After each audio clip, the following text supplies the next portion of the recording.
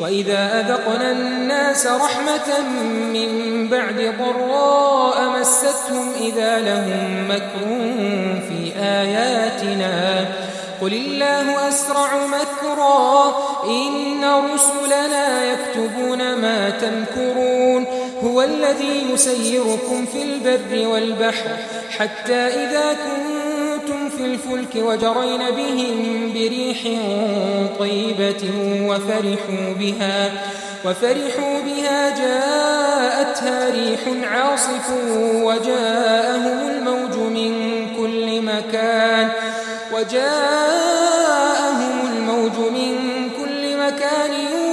وظنوا أنهم أحيط بهم دعوا الله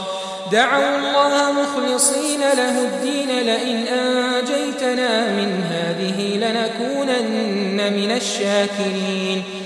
فلما أنجاهم إذا هم يبغون في الأرض بغير الحق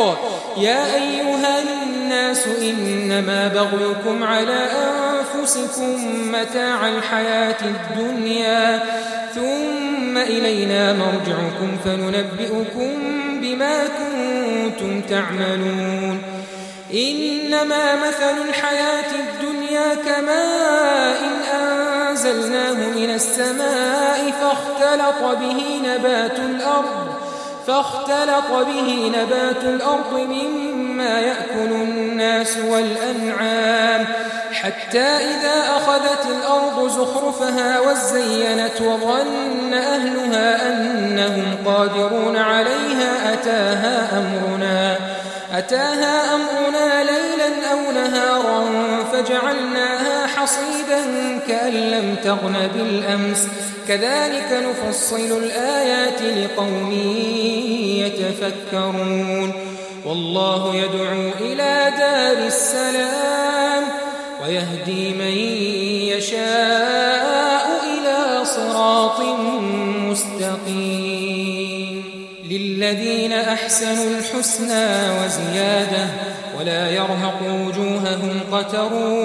ولا ذلة أولئك أصحاب الجنة هم فيها خالدون